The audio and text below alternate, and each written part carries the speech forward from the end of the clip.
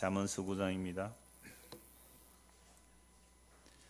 잠언 9장 1절에서 18절까지 말씀 봅니다.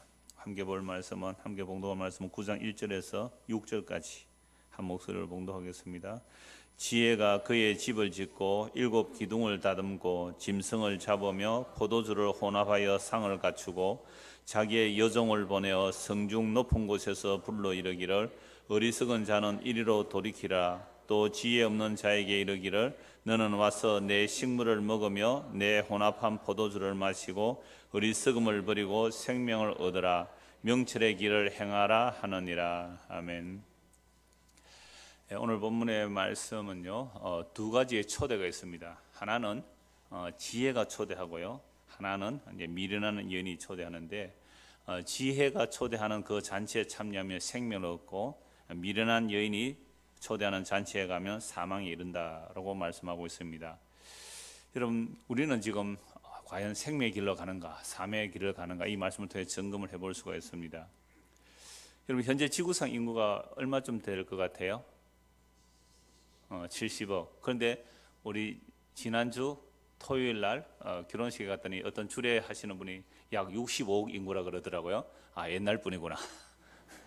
65억 인구 중에 이렇게 남녀가 둘이 만났다 이거 아닙니까? 65억 중에. 근데 지금 70억이 넘었어요. 그러다가 지금 인구가 얼마가 될까 해서 제가 인터넷 검색을 해보니까요, 세상에 요즘 인터넷 참 희한한 게 많아요. 여러분, 예루살렘 통곡의벽이 실시간으로 중계되는 거 아세요? 인터넷에 검색하면요, 예루살렘 통곡의벽 있죠. 거기 실시간으로 중계돼요. 그리고 우리 독도가 실시간으로 중계되고 있는 거 아세요? 독도. 저 장류의 국수집에 가면 나옵니다. 독도가 24시간 그 카메라로 중계가 되고 있어요. 그 다음에 이 미국에서 그 인구 센서스 조사하는 그 기구에서 미국 인구가 쫙 나오고요, 세계 인구가 나와요. 실시간으로 나와요. 근데 보니까 1초에 한 5명 태어납니다. 전 세계 인구를 그 조사하는 통계가 나오는데 1초에, 그러니까 시계가 촉촉촉 돌아가는 거죠. 숫자 시계가 1초에 한 5명 되더라고요. 그러니까 뭐 얼마나 빨리 인구가 늘어나는지 몰라요. 그럼 이제 미국은 3억 뭐 몇천만인데 그 세계 인구가 보니까 화요일 저녁에 73억 8,300만 명이 넘었어요. 73억 8천만 명. 어마어마한 인구죠. 자, 그런데 이렇게 많은 인구지만 사실은 인생들이 가는 길은 딱 2가지 길이에요. 무슨 길과 무슨 길입니까? 생명의 길과 사망의 길. 아무리 70억이 넘고 뭐 80억이 된다 할지라도 그 많은 인류가 가는 건 딱 2가지뿐. 하나는 생명의 길과 하나는 사망의 길이죠. 그러면 생명의 길로 가는 사람이 많겠어요? 사망의 길로 가는 사람이 많겠어요? 왜 그래요? 예수님 말씀하셨잖아요. 마태복음 7장 13절 14절에 좁은 문으로 들어가라. 멸망으로 인도하는 문은 크고 그 길이 넓어 그리로 들어가는 자가 많고 생명으로 인도하는 문은 좁고 길이 협착하여 찾는 자가 적음이라. 분명히 예수님 말씀하셨잖아요. 생명으로 가는 길은 어때요? 생명으로 가는 길은 문도 좁고 길도 협착해서 찾는 사람이 적고, 멸망으로 가는 길은 문도 넓고 가는 길도 넓어서 멸망으로 가는 사람이 많다는 거죠. 어느 정도로 많고 어느 정도로 적을까요? 조금 많고 조금 적을까요? 아니라는 거죠. 그래서 예수님 말씀하시기를 인자가 올 때 세상에서 믿음을 보겠느냐, 정말 믿는 자, 자기를 전적으로 부인하고 정말 예수님만 믿는 자, 자기가 전적 죄인이 말고 예수님만 의지하는 자, 그런 사람이 과연 얼마 되겠는가? 자기 의가 다 날아가고 자기 공로가 다 부인되어지고 예수님의 그 십자가만 붙드는 자가 주님 오시는 그날에 과연 얼마나 될까? 그러니까 오늘 복음이 순전하게 전해지지 못하면 자꾸만 예수님의 십자가에 다른 것을 더 보태려고 하는 일들이 얼마나 많이 일어나는지 몰라요. 주님만 의지하는 자가 과연 주님 오시는 그날에 얼마나 될까? 그렇다면 오늘 우리는 과연 멸망의 길로 가고 있는가, 생명의 길로 가고 있는가? 이 말씀을 한번 생각하면서 오늘 본문 전체를 보려고 합니다. 오늘 본문에 크게 2 종류의 초대가 있으면 잠시 앞에서 말씀드리는데요, 9장 1절에서 6절은요 지혜가 초청해요.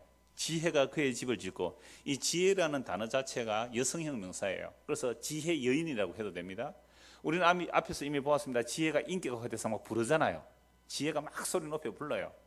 그러니까 지혜가 그의 집을 짓고 7기둥을 다듬고 짐승을 잡고 포도주 혼합하여 상을 갖추었다. 잔치를 열어놨단 말이죠. 이렇게 지혜 여인의 잔치를 열어놓은 것이 있고, 그 다음에 13절부터 18절까지 보십시오. 미련한 여인이 떠들며 어리석어서 아무것도 알지 못하고 자기 집문에 앉으며 성읍 높은 곳에 자리에 앉아서 사람을 불러요. 그러니까 두 잔치가 열리는 거죠. 지혜로운 여인이 장만한 잔치, 마련한 잔치, 또 미련한 여인이 마련해 놓은, 그러니까 잔치를 할 때는 배설이라 그래요. 마련해 놓은 그런 잔치, 이 두 잔치에 있는데, 그러니까 지혜가 마련한 잔치집에 가는 자는 생명을 얻지만 미련한 여인이 배설한 그 잔치집에 가는 자는 뭘 어떻게 돼요? 사망으로 가는 거죠. 18절은 거리선에 죽은 자들이 거기 있는 것과 그의 객들이 서울 깊은 곳으로 가는 것을 알지 못하느니라. 자, 그러면 누가 지혜 여인이 배설해 놓은 그 잔치에 가며 누가 미련한 여인이 배설한 그 잔치에 가는가? 어떻게 알 수 있느냐 하면 그게 7절에서 12절이에요. 그러니까 정확하게 9장 1절에서 6절과 13절에서 18절이 딱 대칭되는 겁니다. 딱 대비되는 거예요. 두 잔치가 있는데 하나는 생명의 잔치고 하나는 사망으로 가는 잔치인데, 거기 가는 그 간음자가 무엇으로 나누어지는 가니까 7절에서 12절에서 볼 수가 있는 겁니다. 자, 이렇게 전체 구절을 한번 놓고 다시 이제 9장 1절에서 6절을 보겠습니다. 지혜가 그의 집을 짓고 7기둥을 다듬었다. 그러니까 집을 지었는데 7기둥이 있다는 것은요, 완벽하게 멋진 완성된 집이다 이 말이죠. 이걸 대부분 교부들은 교회로 봐요. 오늘 이 시대에 교회로 보기도 하는데, 또 솔로몬 기둥에 야긴과 보아스랑 큰 두 기둥 위에 그 성류가 7개 줄이 달려져 있어요. 7개 줄. 그런 의미로 보기도 하고 여러 가지 해석을 하는데, 어떤 지혜 여인이 완벽한 집을 갖추어 놓고 집만 갖춰준 게 아니잖아요. 뭘 했어요? 짐승을 잡고 포도주로 혼합하여 상을 갖추고. 이런 포도주 혼합하니까 느낌이 좋아요, 안 좋아요? 왜 안 좋아요? 섞는 것은 안 좋잖아요. 성경에 보면 모든 섞는 것은 안 좋아요. 옷도 직조할 때에 섞어서 직조하면 되고, 곡식을 뿌릴 때도 섞었으면 안 된단 말이죠. 그러니까 혼합은 다 싫은데, 여기서는 왜 지혜인이 혼합한 포도주를 만들었을까요? 가장 좋은 포도주예요. 그냥 포도주에다가 꿀을 좀 탄다든지 향신료를 넣어서 잔치에 했던 극상품 포도주로 보면 됩니다. 혼합했다고 우리가 나쁜 개념이 아니라 지혜인이 나쁜 것 배설해 놓지는 않잖아요. 그래서 아주 좋은 포도주로 보면 됩니다. 그래서 짐승을 잡고 포도주로 혼합하여 상을 갖추고 극상품 포도주로 갖추어 놓고, 그래서 어떤 번역은 극상품 포도주 이렇게 되어 있습니다. 자기의 여종을 보내어 성중 높은 곳에서 불러 이르기를 어리석은 자는 이리로 돌이키라. 또 지혜 없는 자에게 이르기를 너는 와서 내 식물을 먹으며 내 혼합한 포도주를 마시라. 요 식물을 빵으로 번역하는 데도 있어요. 근데 짐승도 잡고, 짐승만 그러니까 식물이니까 뭐 고기도 있고 또는 빵도 있고 여러 가지 다 완벽하게 갖추어진 완벽한 집에서 완벽한 잔치를 배설해 놓은 거죠. 식물을 먹고 내 혼합한 포도주를 마시고 어리석음을 버리고. 그럼 지혜가 초청하는 집에 잔치에 가서 그 식물을 먹고 포도주를 마시면 뭘 버리게 되는 거죠? 어리석음을 버리며 생명을 얻고 명철의 길을 행한다는 거죠. 그래서 4절에 어리석은 자는 이리로 돌이키라. 지혜 없는 자에게 이르기를 너는 와서 내 식물을 먹고 포도주를 마시라. 그러면 뭘 얻는다고요? 생명을 얻는다. 자, 이렇게 지혜가 잔치를 다 베풀어 놓고 부르르고 있습니다. 그래서 이 지혜가 초청하는 잔치에 참여하면 생명을 얻죠. 그런데 또 하나의 잔치가 있죠. 13절입니다. 미련한 여인이 떠들며 어리석어서 아무것도 알지 못하고 자기 집 문에 앉으며 성읍 높은 곳에 자리에 앉아서 자기 길을 바로 가는 행인들을 불러 이르되 어리석은 자는 이리로 돌이키라. 또 지혜 없는 자에게 이르기를 도둑질한 물이 달고 몰래 먹는 떡이 맛이 있다 하는도다.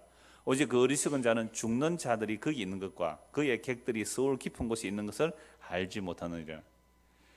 부르는 내용은 비슷하죠. 지혜가 부르고 미련함이 부르고 어리석음이 부르는데, 미련함과 어리석음도 인격화하여 미련한 여인이라 말하잖아요. 그러니까 지혜로운 여인이 부르고 미련한 여인이 양쪽에서 부르러요. 한쪽은 무슨 길이고요? 생명의 길이고 한쪽은 사망의 길이에요. 그런데 사람들은요, 우리가 처음 질문 그랬잖아요. 우리는 다 생명 가기를 원해요. 누가 죽어서 지옥 가기를 좋아하는 사람 아무도 없을 거예요. 그런데도 왜 사람들은 생명의 길보다는 사망의 길로 많이 갈까 이 말입니다. 이 사망의 길이 매혹적이기 때문에 그렇겠죠. 여기서 보면요, 미련한 여인이 떠들며 어리석어서 아무것도 알지 못하고 자기 집 문에 앉으며 성읍 높은 곳에 있는 자리에 앉아. 여러분, 성읍 높은 곳에 있는 자리에 앉아서 누가 앉아 있어요? 여기에 미련한 여인이. 자, 그런데 지혜로운 그 여인이 부르는 잔치도 성읍 높은 곳이라고 말 안 하는데 약간 완벽한 집에서 여종을 보는데 여종이 성중 높은 곳에서 비슷해요. 너무너무 비슷해요. 대칭되는데. 그러니까 생명의 길과 사망의 길이요, 너무너무 비슷하다는 거예요. 확연하게 차이가 나면, 누가 봐도 알 것 같으면 사망의 길로 안 갈 거 아니에요. 그런데요, 사망의 길이 생명의 길과 너무 비슷할 뿐 아니라 사망의 길이 너무 매혹적이에요. 너무 좋아 보여. 너무 쾌감 있고 너무 짜릿해요. 너무 멋있어 보이는 거예요. 그래서 그 길로 많이 간다는 겁니다. 그래서 이 미련한 여인이 집은요, 아주 성읍 높은 곳에 자리에 차지하고 있어요. 집 문에 앉고 성읍 높은 곳에 자리에 앉아가지고 자기 길을 바로 가는 그 행위들을 부르죠. 어리석은 자, 지혜 없는 자 부른단 말이죠. 근데 여기서 성읍 높은 곳에 앉다 그러니까요, 이 요즘 한국에 가장 이번 원래 많이 나온 말이 농단, 높은 자리가 농단이에요. 원래 용용자에 그 단, 재단할 때 단자 해서 높은 자리 이렇게 되어 있는데, 용용자 밑에 흑도차를 붙여서 농단은 다른 단어로 만들어요. 이건 그 맹자의 그 글에 나오는 이야기인데요, 이 농단이라는 게 뭐냐면 시장 아주 높은 곳에 자리에 잡은 사람, 상인이에요. 아주 시장 높은 곳에서 시장을 쫙 내려다보는 거죠. 그러면 시장이 한눈에 보이는 거죠. 한눈에. 그러면 시장에서 어느 집으로 사람이 많이 몰려가면 그게 뭐가 되는 거죠? 장사가 되는 거잖아요. 저기 뭐가 장사가 된다. 그러면 그 장사되는 물건을 매진매수를 하는 거예요. 그러면 이 사람은 뭐가 되는 거죠? 부자 되는, 이게 농단이에요. 순실 씨가 높은 곳에 앉아가지고 농단을 부렸잖아요. 그게 중국의 그 고사에 나오는 얘기예요. 장사가 아주 높은 곳에서 쫙 내려다보면 다 보이잖아요. 한눈에. 저기 가면 장사, 저거 돈 된다. 요래 하면 돈 된다. 예, 말 타기 하면 돈 된다. 이렇게 해서 이제 이렇게. 이게 이제 농단을 부리는 거죠. 그래서 국정농단이 참 많이 나오는데, 저는 이 말씀을 보다가 농단이란 말, 높은 곳에 앉아서 이리로 오라, 이리로 오라, 이리로 오라. 그래서 지혜가 부르는 소리와 미련한 여인이 부르는 소리 참 비슷해요. 둘 다 잔치를 열어놓았습니다. 그런데 지혜가 차려놓은 잔치상은 생명과 명철을 얻습니다. 미련한 여인이 차려놓은 잔치는 사망의 길입니다. 스올, 즉 죽은 자들이 가는, 그 음부로 가는 그런 길입니다. 그런데 사람들이, 우리가 앞에서도 질문했습니다마는 이 사망의 길로 많이 가요. 미련한 여인이 마련한 그 잔치에 많이 갑니다. 그 이유가 무엇일까요? 이미 인간은요, 아담 이후의 인간은 다 타락해 있기 때문에 그렇습니다. 아담과 하와가 타락한 이후의 인간은 모두가 육신의 정욕과 안목의 정욕과 이성의 사랑에 사로잡혀 있습니다. 이미 우리는 유혹을 받는 게 아니라 이미 유혹 안에 있는 거죠. 미혹 안에 있는 겁니다. 그러니까 지혜 여인이 부르는 그 잔치보다 미련한 여인이 부르는 그 잔치가 훨씬 매혹적이에요. 매력적이다 이 말입니다. 그래서 이 미련한 여인이 마련한 그 잔치는요, 지혜로운 여인은 포도주와 각종 식물과 포도주를 완벽하게 갖추어 놨는데, 미련한 여인이 갖추어 놓은 그 상의 내용은 이런 겁니다. 14절에 자기 길을 바로 가는 행인들을 불러 이르되 어리석은 자는 이리로 돌이키라. 또 지혜 없는 자에게 이르기를 도둑질한 물이 달고 몰래 먹는 떡이 맛이 있다 하는도다. 그러니까 물과 떡이 있지요. 그런데 어떤 물이에요? 도둑질한 물이고 몰래 먹는 떡이잖아요. 우리가 이 문자적으로 보면 야, 이 길로는 안 가야 되겠다 그런 생각이 들지 않습니까? 그런데 이 길로 가요. 그래서 도둑질한 물이 달고 몰래 먹는 떡이 맛이 있다, 이 말은요, 사실은 성적인 내용이에요. 간음하는 얘기이기도 해요. 근데 단지 성적인 그 내용만은 아니죠. 모든 타락 이후의 인간은 보암직하고 먹음직하고 세상의 자랑이 될 만한 이 유혹 안에 들어있기 때문에 꼭 성적인 미혹만이 아니라 세상에서 명예를 가지고 싶은 것, 칭찬받고 싶은 것, 또는 뭐 부자 되는 것, 성공하는 것, 그런 모든 욕망들이 다 들어있는 말이에요, 이 말이. 그래서 나는 욕망한다. 내게 금지된 것을. 그런 말 들어보셨어요? 이게 자클아카항이로 욕망이론 굉장히 복잡한 자클아카항의 욕망이론인데요. 그 욕망이론 보면 인간은 그 욕망에서 못 벗어나요. 한마디로 말하면 인간은 욕망에서 못 벗어난다는 겁니다. 그래서 사람들은 금지된 것을 그 깨는 재미. 그래서 여러분 도둑질한 물 같으면 이 고대에 뭐 물을 도둑질해 물 일은 없잖아요. 이게 성적인 의미가 담겨 있어요. 그러면 몰래 하는 것들이 재밌는 거잖아요. 여러분 죄 짓는 것 치고 재미없는 거 있습니까? 여러분들 아주 재밌는 일은요 거의 다 죄 짓는 일이에요. 죄 짓는 것 치고 재미없는 게 없다니까요. 아이들이 공부하는 것을 좋아합니까? 게임하는 걸 좋아해요? 게임은 그렇게 재밌어요. 공부는요 지루하다니까요. 그런데 어떤 아이는 공부가 제일 재밌다 하는 아이도 있어요. 그는 다른 게 재미없어서 그거 재밌어 하는 거예요. 똑같은 겁니다. 공부가 재밌어 하는 것도 다른 게 재미가 없어서 그것만 재밌어 하는 거죠. 그러니까 우리에게 금기된 것을 깨는 그 재미, 그 쾌감. 그러니까 사람들은요 이 보암직하고 먹음직하고 세상이 자랑이 될 만한 이 미혹 속에 들어있기 때문에 이 멸망의 길로 달려가는 것이 모든 인생들이에요. 그렇다면 분명히 지혜가 초청하는 잔치가 있고 그건 생명의 길이고 미련한 인이 초청하는 잔치는 멸망의 길인데 이 두 길 중에 누가 지혜의 잔치에 가고 누가 멸망의 길을 가는지 그걸 봐야 되잖아요. 그게 이제 7절입니다. 거만한 자를 징계하는 자는 도리어 능력을 받고 악인을 책망하는 자는 도리어 흠이 잡히느니라. 거만한 자를 책망하지 말라. 그가 너를 미워할까 두려우니라. 지혜 있는 자를 책망하라. 그가 너를 사랑하리라. 지혜 있는 자에게 교훈을 더하라. 그가 더욱 지혜로워질 것이요 의로운 사람을 가르치라. 그의 학식이 더하리라. 무슨 말씀이에요? 그러니까 책망해보면 아는 거죠. 책망하고 징계하고 훈계해볼 때에 그 사람이 그 징계와 책망을 잘 받아들이는 사람은 어떤 사람이에요? 지혜의 여인이 배설한 잔치에 참여하는 자고, 책망하고 징계했을 때에 그걸 받아들이지 않는 자는 미련한 자가 배설한 잔치에 참여하는 자가 된다 이 말이에요. 그래서 거만한 자를 징계하는 자는 도리어 능력을 받고 악인을 책망하는 자는 도리어 흠이 잡히느니라.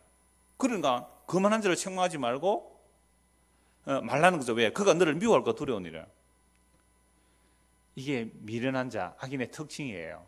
여러분 디모데후서 3장 16절 17절 여러분 다 잘 아시잖아요.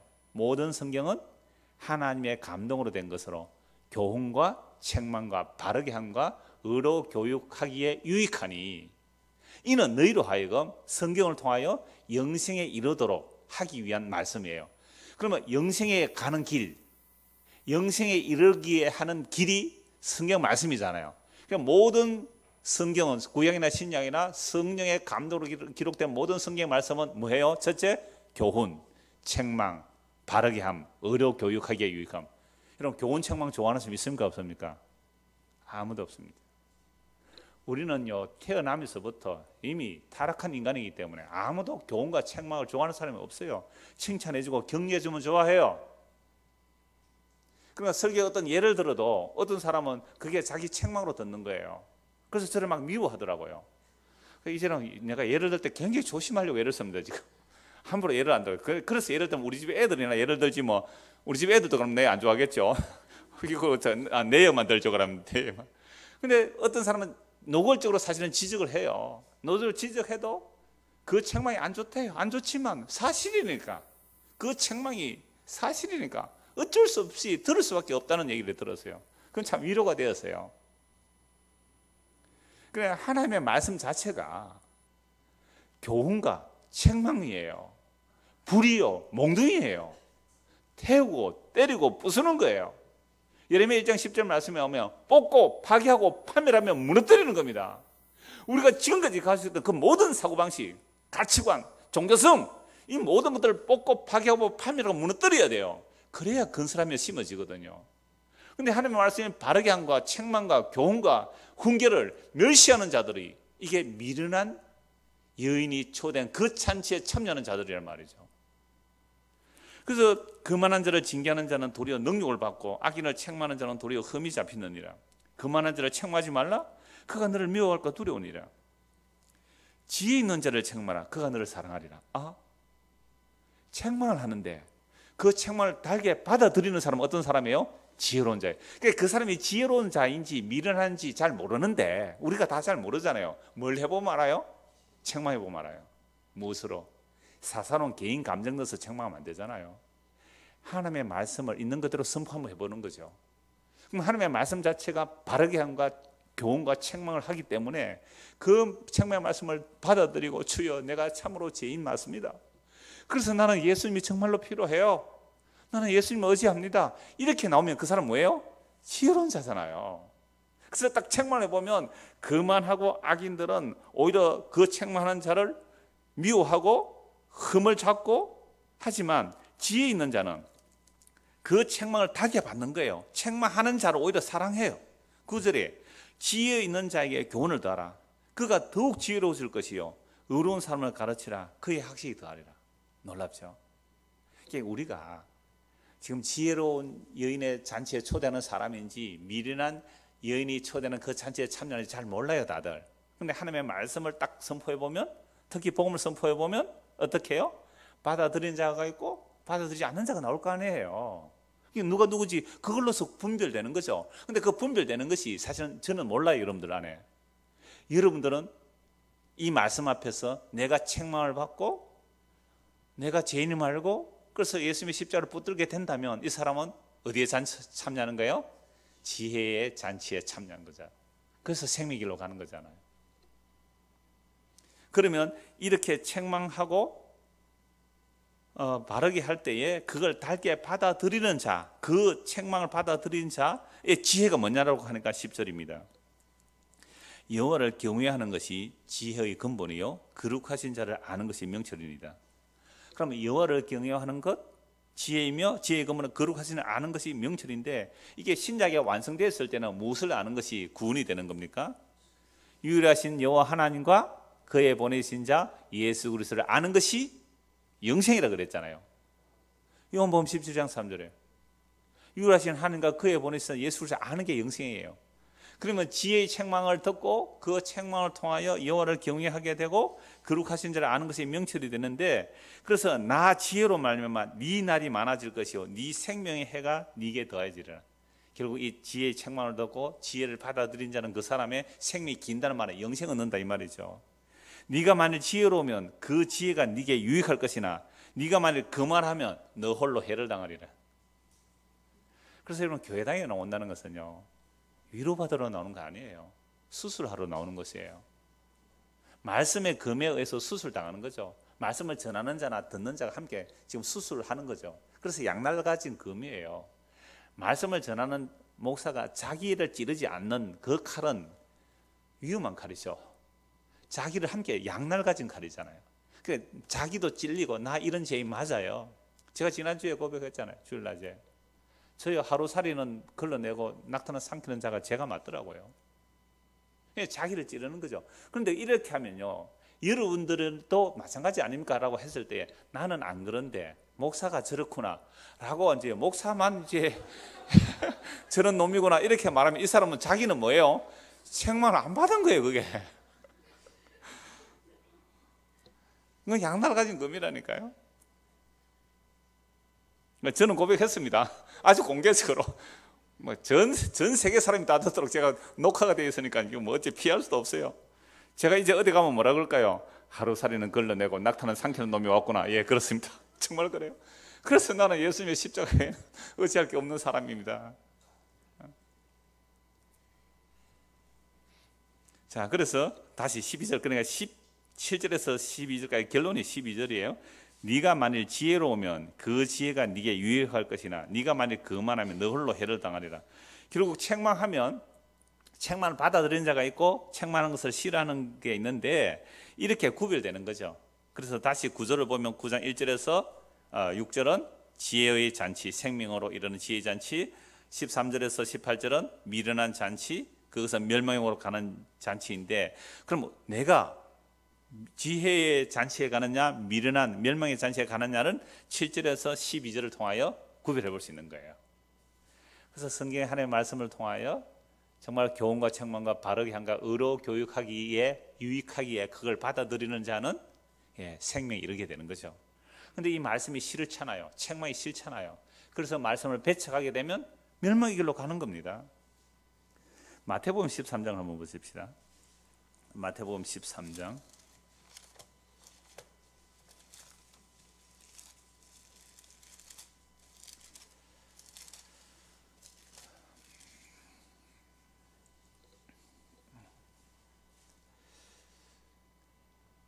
10절입니다.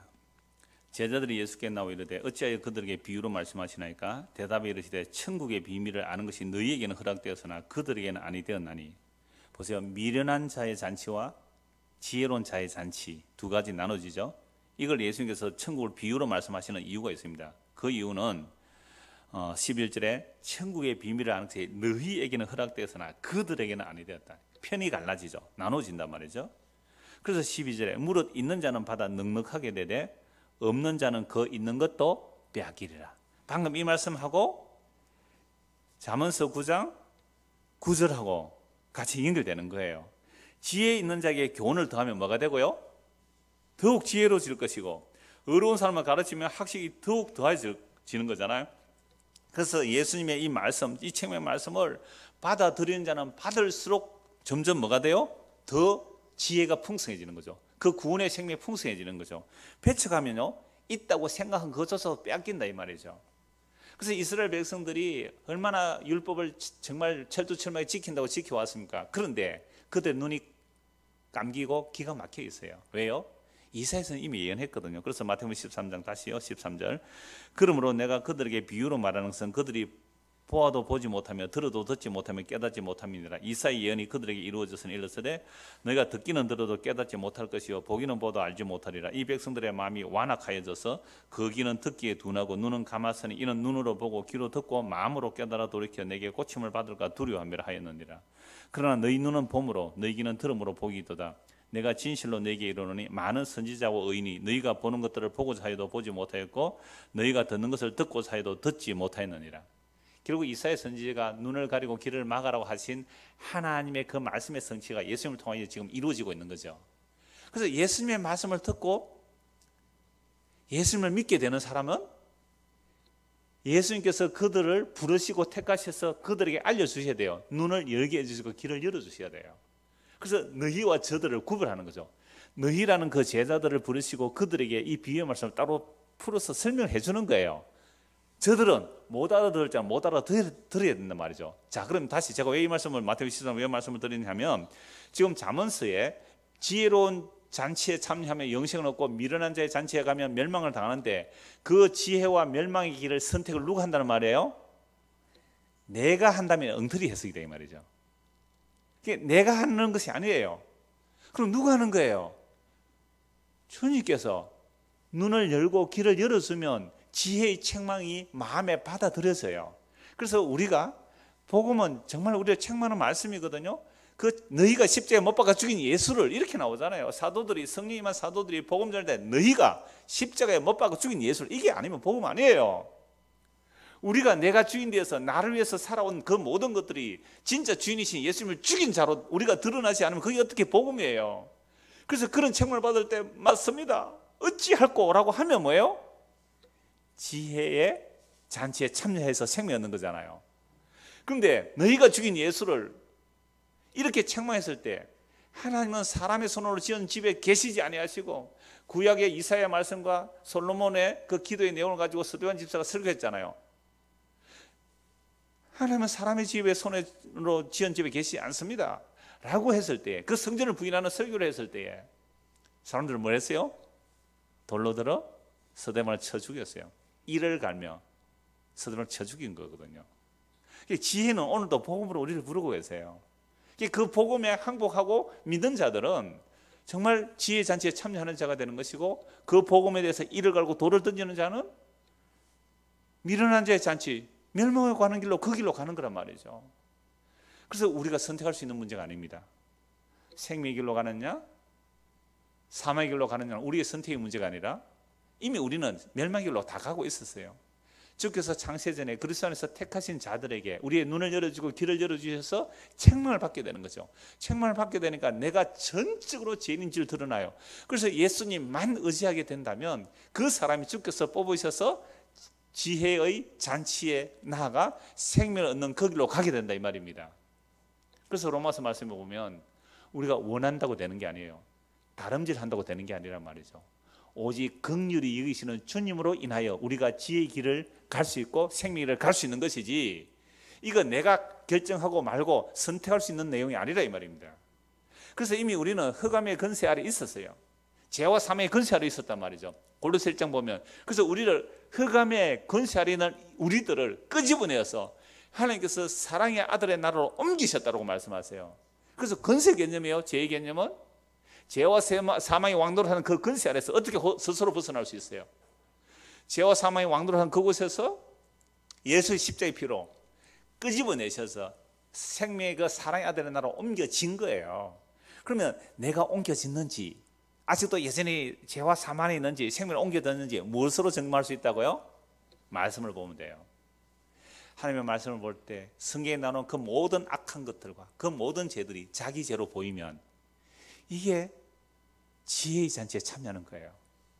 그런데 성경을 볼 때 모든 악한 것은 다 남 얘기예요. 이게 저거 옆에 김지사 얘기하고 박지사 얘기하고 목사 얘기하고 자기 얘기 아니에요.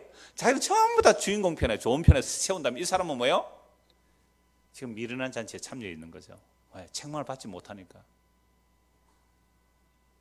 자, 그래서 다시 오늘 1절에서 6절 봅시다. 그래서 미련한 자의 잔치는요, 지혜로운 여인이 벌려놓은 이 잔치에 참여하는 요 얘기만 하면 반대되는 것이 뭐예요? 미련한 잔치. 그런데 사실은 이 세상에서는요, 미련한 여인이 베풀어놓은 잔치에 너무 많이 참석해요. 왜 그렇다고요? 몰래 먹는 떡이 맛있거든요. 몰래 먹는 물이 맛있고 몰래 먹는 떡이 뭐예요? 몰래 먹는 떡이 맛이 있는 거죠. 도둑질한 물이 달고 몰래 먹는 떡이 맛이 있다는 이것은요, 아까 말씀드린 대로 육신의 정욕과 안목의 정욕과 이생의 자랑이에요. 얼마나 좋은지 몰라요.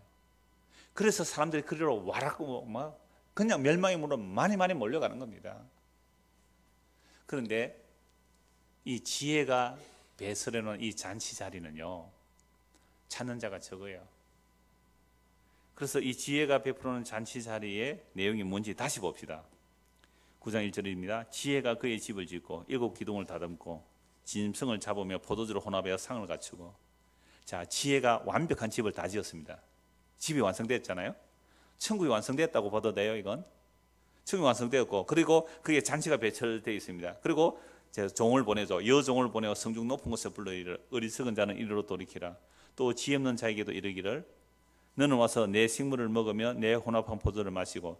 그럼 지혜의 여인이 베풀어 놓은 잔치에 가는 자들도 원래 어떤 자입니까? 어리석은 자죠. 그죠? 지혜 없는 자죠. 그러니까 지혜 미련한 자에 가거나 지혜로운 잔치에 가거나 원래 인간은 다 뭐예요? 예, 어리석은 자예요. 지혜 없는 자예요. 그러니까 어리석은 자고 지혜 없는 자가 어떻게 지혜의 잔치에 가요? 불가능하죠. 그러니까 우리가 태어나면서부터 어리석은 자고 지혜 없는 자이기 때문에 우리는 미련한 자의 잔치에 가기 마련이에요. 그런데 어떻게 우리가 어리석었고 우리가 지혜 없는 자인데 어떻게 지혜 있는 자의 말을 듣고 지혜 있는 잔치에 갈 수 있는 거예요? 하나님의 은혜입니다. 하나님의 은혜예요. 이건 하나님의 은혜라는 말 외에는 설명이 안 돼요. 허물과 죄로 죽은 자가 어떻게 예수님을 믿을 수 있어요? 살려내야 믿을 거 아니에요. 허물과 죄로 죽은 자가 어떻게 스스로 나올 수 있어요? 그래서 예수를 믿음으로 의롭다는 받는 것은 나의 지혜가 아닙니다. 나의 능력이 아닙니다. 이 고백이 믿습니다라는 고백이에요. 그래서 예수를 믿습니다가 가장 큰 자기 부인입니다. 믿어주는 나의 행위가 아니거든요. 예수를 믿습니다. 나는 정말 못 믿습니다. 예수를 믿습니다. 나는 정말 불가능합니다. 그게 예수를 믿는 자기 부인이에요. 그래서 우리들은 미련한 자의 잔치에 가는 자는 원래 미련하고 어리석은 거예요. 그런데 지혜로운 잔치에 오는 자들도 원래 어떤 사람이에요? 미련하고 어리석고 지혜 없는 자예요. 그런데 어떻게 지혜의 말을 듣고 그 잔치에 참여해요? 이게 주께서 그리스도 안에서 택한 자들에게 베푸시는 은혜로 인하여 지혜의 말이 들리는 거예요. 그래서 완벽한 잔치에 가는 거죠. 어리석은 자입니다. 지혜 없는 자가 갑니다. 가서 뭘 먹어요? 너는 와서 내 식물을 먹으며 내 혼합한 포도주를 마시고. 식물을 뭘로 번역해도 된다고요? 빵. 내 빵을 먹고 내 포도주를 마시라. 벌써 뭔가 오지요? 벌써 뭔가 올 거예요. 아, 저거 나중에 무슨 말씀하는지 알겠다. 그래서 어리석음을 버리고 뭘 얻으라고요? 생명을 얻으라. 명철기를 행하라. 그럼 지혜로운 잔치에 가는 자들도 다 어리석고 지혜 없는 자인데 가서 빵과 포도주를 먹으니까 뭘 얻었어요? 생명을 얻었잖아요. 이게 잔치예요? 하나님의 말씀이에요? 그렇죠. 잔치가 아니잖아요. 아니, 빵 먹고 포도주 먹으면 영생 얻어요? 그 얘기 아니잖아요. 그래서 로마서 14장 17 이런 말씀이 있습니다. 만일 음식으로 말미암아 네 형제가 근심하게 되면 이는 네가 사랑으로 행하지 아니함이라. 그리스도께서 대신하여 죽으신 형제를 내 음식으로 망하게 하지 말라. 그러므로 너희의 선한 것이 비방을 받지 않게 하라. 하나님의 나라는 먹는 것과 마시는 것이 아니요 오직 성령 안에 있는 의와 평강과 희락이라. 바울이 복음을 전하고 나니까 이방인들은 음식 규례가 없잖아요. 음식 정결 규제가 없어요. 그러니까 아무거나 먹었단 말이죠. 근데 유대인들은요, 유대인들이 예수 믿었죠. 예수 믿는 유대인들이에요. 그들이 이방인들 보고 야, 이거 오징어는 먹으면 안 돼 이랬단 말이에요. 그러니까 무엇이나 속된 것이 없어요. 십자가 이후로는 속된 게 없어요. 돼지고기 먹으면 안 되잖아요. 성경으로 하면. 우리 돼지고기 얼마나 잘 드세요. 장어국을 끓여서 전교인이 다 먹고 있어요 지금. 그러니까 그런 거 먹으면 안 되는 거예요, 율법에 의하면. 그래서 바울 사도가 하나님께서 만든 것은 무엇이나 속된 것이 없다. 감사함으로 받으면 다 먹을 수 있는 거예요. 제사 음식도 감사함으로 먹으면 돼요. 그런데 양심을 위하여, 너희의 양심은 다른 사람의 양심을 위하여, 형제를 위하여. 그래서 어떤 형제가 내가 고기 먹는 거 보고, 고기는 우상의 승부한 고기거든요. 고기 먹는 거 보고 실족할까 싶으면 나는 평생 뭐 안 하겠다? 고기 안 먹겠다. 왜요? 그게 형제를 뭐로 대하는 거예요? 사랑으로 대하는 거예요. 그래서 예수님의 피로 값주고 산 형제를 실족하지 않게 하기 위해서 네가 사랑으로 행하라. 그러면 돼요. 그래서 먹을 만하면 먹을 도 자유할 수 있어요. 그런데 형제로서 안 먹을 수 있는 것도 자유란 말이죠. 이러면서 그러니까 우리가 무엇을 먹는다고 부정하여지거나 무엇을 안 먹는다고 정하여지는 것이 아니다 이 말이에요. 언제 이유로? 십자가 이유로. 다 이루었다 하신 이유로. 이제 십자가 이후로는 십자가 안과 밖이에요. 십자가 안에 있으면 무조건 정결하고 거룩해요. 십자가 밖에는 아무리 얼어도 더러운 거예요. 이게 십자가 안과 밖의 내용이거든요. 이게 복음 안과 밖의 내용이란 말입니다. 그래서 음식이 문제가 아니란 말이에요. 떡과 포도주를 먹는 것은 생명 얻는다. 떡과 포도주 먹으면 다 생명 얻어요? 그 얘기가 아니잖아요. 그래서 하나님의 나라는 먹고 마시는 나라가 아니래요. 성령 안에서 의와 평강과 희락이에요. 그럼 지혜가 벌려놓은 이 잔치에 참여해서 떡과 포도주 마시면 돼요, 그게. 그래서 고린도서 보면 매일 그들은 모였거든요. 매일 모여서 저녁마다 애찬식을 하고 또는 뭐 그걸 성찬식으로 볼 수도 있어요. 매일 애찬식을 하는데 어떤 사람은 와서 빨리 와가지고 떡과 포도주를 너무 많이 먹었어요. 배가 불러가 술이 취했어요. 부자들은 좀 일찍 올 수 있잖아요. 가난한 자는 늦게 일하고 늦게 흘레벌떡 하니까 다 먹었고 없어. 음식 끝에 마음 상한다고. 아니 자기들은 떡과 포도 다 먹어버렸어요. 배불러요. 취했어요. 이게 주의 성찬을 구별하지 못하고 먹는 모습이에요. 가난한 자는 먹을 것이 없잖아요. 그래서 부자들에게 너희가 배가 고프면 집에서 먹고 오너라. 왜 가난한 자들을 힘들게 하느냐. 그게 책망이에요. 성찬의 의미가. 그러니까 먹고 마시는 것이 아니라 성령 안에서 의와 평강과 희락이에요. 그래서 그러면 지혜가 벌려놓은 그 잔치는 먹고 마시는 것을 비유로 해요. 영원한 생명에 관한 이야기구나. 이렇게 되겠죠. 이제 한번 쭉 찾아보면 연결이 됩니다. 이사야 55장을 보겠습니다.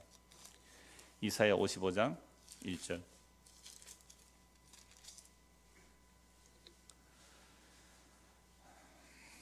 오호라. 이사야 55장 1절입니다.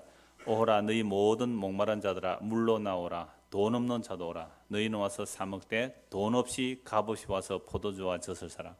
얼마나 놀라운 말씀이에요. 목말라요. 그런데 돈이 없어요.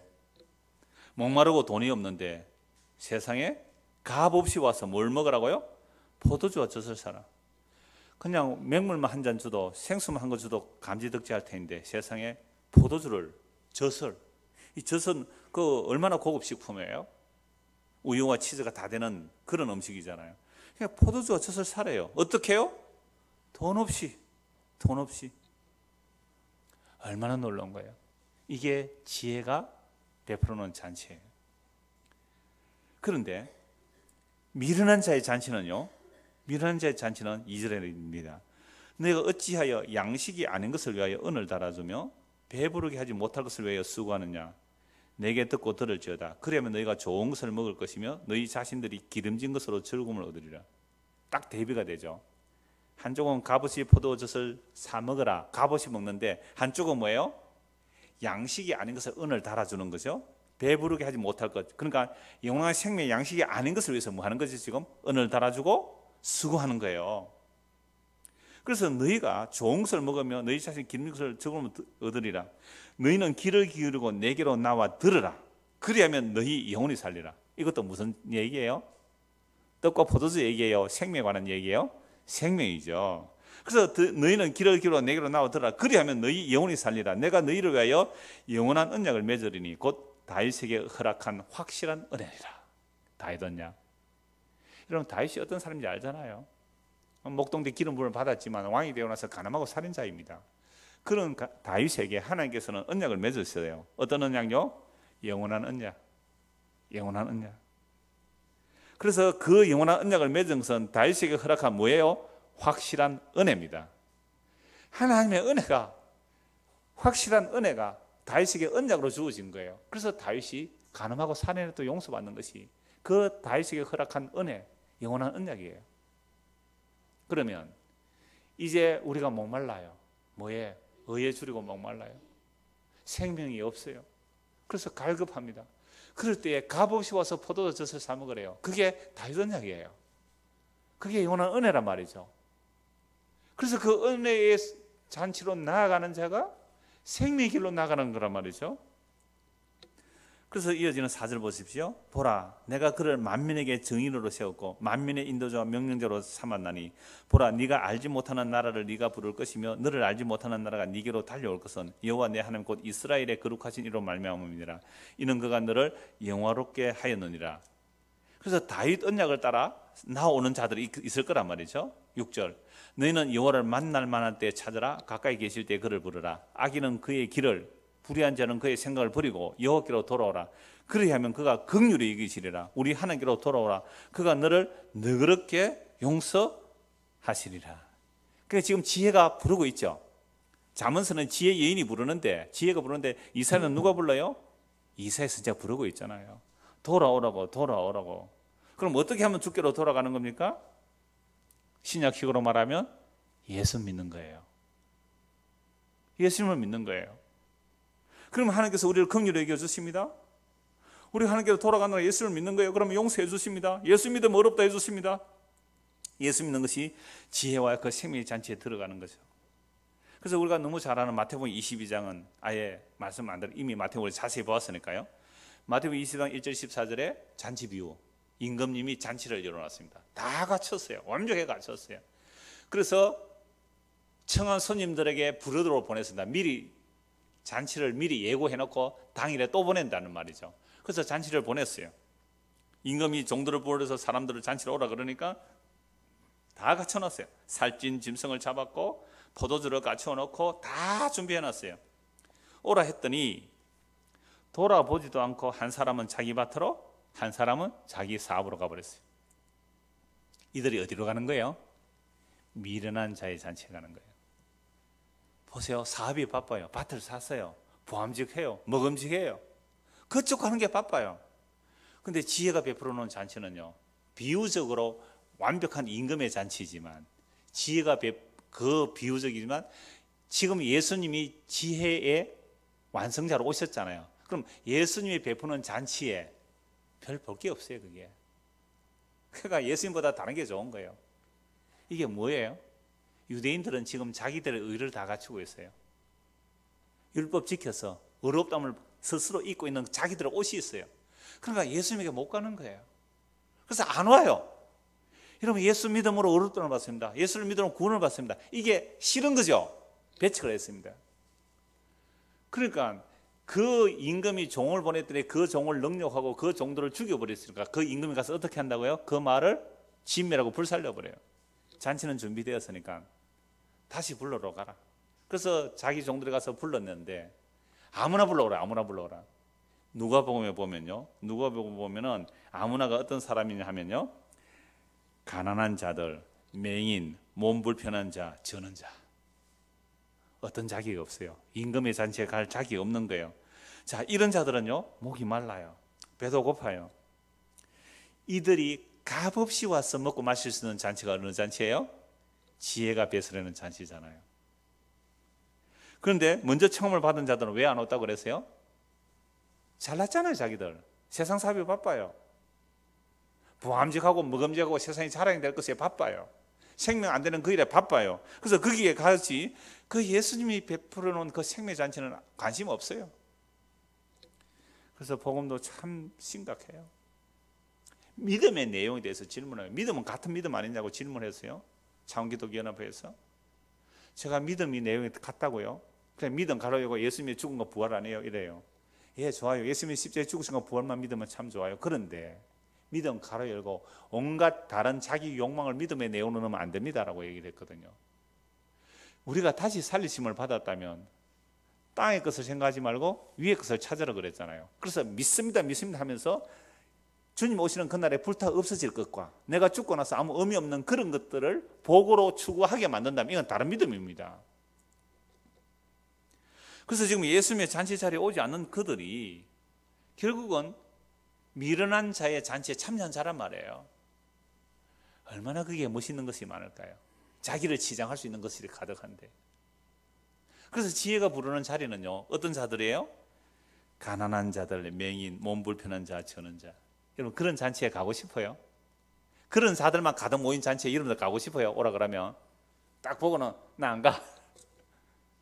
나 다른 잔치에 갈래. 멋있고 아름답고 우아한 그런, 우리 상주사에 파티하는 그런 데 가고 싶지.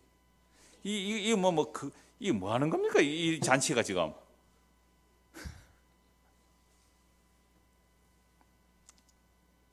그래서 우리는 하루살이는 걸러내고 낙타는 삼키는 자들이 사실 우리들이에요. 우리도 이런 데 이런 잔치 가기 싫잖아요. 여러분 자녀를 결혼식 하는데, 여러분 자녀를 결혼하는데 오늘 하객들이 누구예요? 하객들이 전부 뭐 가난한 자, 맹인, 몸 불편한 자, 이런 자들이 가다 보면 그 주인의 얼굴이 뭐가 돼요? 잔치하는 주인이 잔치를 하는데 완전 막 빛과 번쩍한 차를 타고, 그죠? 화려한 사람들 오면 와, 그 주인이 대단하구나. 우리 다 이렇게 보죠. 근데 정말로 예수님 벌려놓은 잔치는 이건 노숙자들, 거지들이 가는 그런 잔치를 누가 가고 싶어 하겠어요? 그래서요, 오늘 수많은 사람들이 교회당을 찾지만 대한민국에 얼마나 많은 사람이 교회당을 찾습니까? 진짜 뭘 보고 찾아왔어요? 여기 앉아있는 어떤 분도 그랬대요. 널푸르게 소개를 누가 해주니까 와서 돌아보고 무엇이 상가에 이런 건물에 있노? 이게 교회가 이랬대요. 지금 앉아 계세요, 어떤 분이 여기.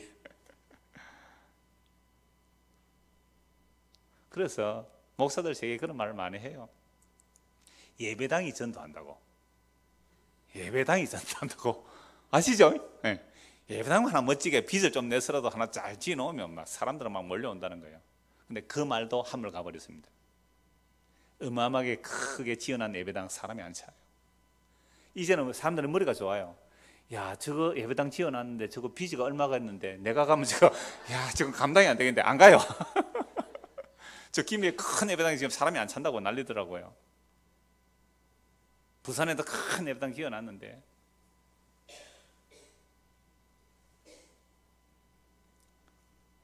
요한복음 6장을 보십시다. 그러면 이 지혜가 벌려놓은 포도주와 이 음식이 빵과 포도주가 무엇인지 요한복음 6장에 분명히 나오죠.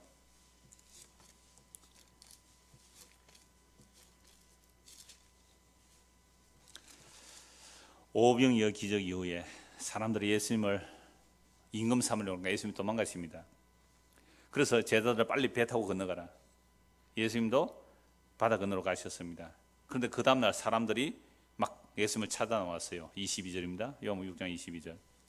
이튿날 바다 건너편에서 있던 무리가 배 한 척 위에 다른 배가 거기 없는 것과 또 어제 예수께서 제자들과 함께 그 배에 오르지 아니하시고 제자들 가는 것을 보았더니 그러나 디베라에서 배들이 주께서 축사하신 후 여럿이 떡 먹었던 그곳에 가까이 왔더라. 무리가 거기에 예수도 안 계시고 제자들 없음을 보고 곧 배들을 타고 예수를 찾으러 가버나움으로 갔어. 부지런하죠. 열심을 부리죠. 바다 건너편에서 만나 랍비여 언제 여기 오셨나이까. 예수님 밤에 바다를 건너가셨잖아요. 제자들은 배 타고 가다가 주님 만나시고 예수께서 대답해 이르시되 내가 진실로 진실로 너희에게 이르노니 너희가 나를 찾는 것은 표적을 본 까닭이 아니오 떡을 먹고 배부른 까닭이로다. 요한복음의 표적은 다 십자가의 표적을 말합니다. 석을 양식을 위하여 일하지 말고 영생하도록 있는 양식을 위하여 하라.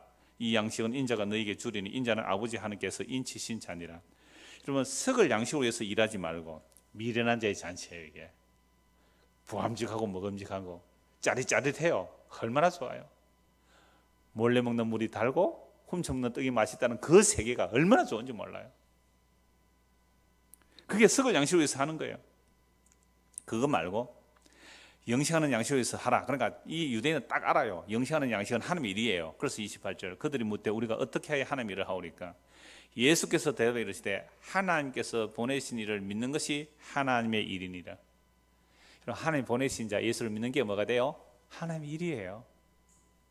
그런데 이 제자들이 또 묻죠. 그들이 묻되 그러면 우리가 보고 당신을 믿도록 행하는 표적이 뭡니까? 하시는 일이 뭡니까? 기록된 바 하늘에서 그들에게 떡을 주어 먹게 함과 같이 우리 조상들은 광야에서 만나를 먹었습니다. 모세가 광야에서 백성들 이끌 때 만나 내려서 먹었잖아요. 예수께서 이르시되 내가 진실로 진실로 너희에게 이르노니 모세가 너희에게 하늘로부터 떡을 준 것이 아니라 내 아버지께서 너희에게 하늘로부터 참 떡을 주시나니 하나님의 떡은 하늘에서 내려 세상에 생명을 주는 것이니라. 그들이 이르되 주여 이 떡을 항상 우리에게 주소서. 예수께서 이르시되 나는 생명의 떡이니 내게 오는 자는 결코 줄이지 아니할 터이요 나를 믿는 자는 영원히 목마르지 아니하리라. 떡을 갖춰 놓고 포도주를 만들어 놨어요. 오라고 해요. 와요 안 와요? 안 와요. 왜 안 와요? 이들은 이미 다른 잔치에 참여하고 있거든요. 미련한 자의 잔치. 우리식으로 말하면 보암제고 먹음제고 세상에 자랑이 되는 거지만 유대인들의 잔치는 모세의 잔치에 참여하고 있는 거죠. 왜? 율법의 의로 죄를 깨닫는 게 아니라 율법으로 죄를 깨닫고 책망을 받는 것이 아니라 율법으로 자기 의로 포장하고 있으니까 자기는 완벽해요. 그런데 왜 예수를 믿어야 돼요? 그 거지들이 가는 그곳에? 가난한 자들이 가는 그곳에 왜 가야 돼요? 내가? 왜 세례와 챙겨가 내가 함께 가야 돼요? 왜 이방인과 함께 가야 돼요? 나는 그런데 못 가겠다는 겁니다. 그래서 거절해요. 이게 미련한 여인이 베푸는 잔치에 참여한 자들이에요. 예수님의 초청에 응하지 않는 거예요. 그러나 내가 너희에게 이르기를 너희는 나를 보고도 믿지 않는 듯 하였느니라. 아버지께서 내게 주시는 자는 다 내게로 올 것이요 내게 오는 자는 내가 결코 내쫓지 아니하리라. 누구만 그러면 예수님께 와요? 아버지께서 아들에게 주는 자들만 예수님께서 주시는 그 떡과 그 포도주를 먹고 마시는 지혜의 잔치에 참여하는 거예요. 내가 하늘에서 내려온 것은 내 뜻을 행하려 함이 아니요 나를 보내시의 뜻을 행하려 함이니라. 나를 보내시의 뜻은 내게 주신 자 중에 내가 하나도 잃어버리지 아니고 마지막 날에 다시 살리는 이것이니라. 내 아버지의 뜻은 아들을 보고 믿는 자마다 영생을 얻는 이것이니 마지막 날에 내가 이를 다시 살리리라 하시니라. 지혜가 베풀어난 잔치, 그 빵과 포도주를 먹으면 뭘 얻어요? 생명 얻어요. 나를 먹고 마시라. 나를 먹고 그러니까 어떻게 사람들이 잘 못 알아듣잖아요. 그때 예수님 말씀하세요. 51절 나는 하늘에서 내려온 살아있는 떡이니 사람이 이 떡을 먹으면 영생하리라. 내가 줄 떡은 곧 세상의 생명을 위한 내 살이니라 하시니라. 예수님 자신이 살이 생명의 떡이래요. 53절 예수께서 이르시되 내가 진실로 진실로 너희에게 이르노니 인자의 살을 먹지 아니고 인자의 피를 마시지 않으면 너희 속에 생명이 없느니라. 떡과 포도주가 그 지혜가 펼쳐놓은 그 떡과 포도주가 예수님의 살과 피였어요. 내 살과 피를 먹는 자만이 영원한 생명이 없고 내 살과 피를 먹지 않으면 생명이 없다는 거죠. 내 살을 먹고 내 피를 마시는 자는 영생을 가졌고 마지막 날에 내가 그를 다시 살리리니 내 살은 참된 양식이요 내 피는 참된 음료로다. 내 살을 먹고 내 피를 마시는 자는 내 안에 거하고 나도 그의 안에 거하나니 살아계신 아버지께서 나를 보내시며 내가 아버지로 말미암아 사는 것 같이 나를 먹는 그 사람도 나로 말미암아 살리라. 얼마나 놀라워요. 예수님이 이 땅에 오셔서 아버지로 살았어요. 아버지를 먹고 마심으로서 살았어요. 성령 안에서 아버지를 먹고 마심으로 예수님이 살았어요. 그럼 오늘 우리가 이 땅에서 살아간다는 것은 예수님으로 말미암아 성령 안에서 예수님을 먹고 마시면서 사는 것, 이 사람이 무슨 잔치에 참여한 거예요? 지혜로의 잔치에 참여해서 생명 있는 잔치에 참여한 거예요. 오늘도 우리는 예수님의 말씀을 먹고 마시는 것이 예수님의 살과 피를 먹고 마시는 겁니다. 예수님의 살과 피를 먹고 마시는 거죠. 지금 이것이 생명을 얻는 잔치의 차례라는 거예요. 그래서 살아계신 아버지가 나를 보내시면 내가 아버지로 말미암아 사는 것 같이 나를 먹는 그 사람도 나로 말미암아 살리라. 그러니까 우리가 예수님을 뜯어 먹어야 사는 거예요. 살과 피를 먹고 마셔야 예수님 때문에 사는 거예요. 이게 생명 없는 길로 가는 겁니다. 한 것만 더 보죠. 요한계시록 22장 17절입니다. 요한계시록 22장 17절.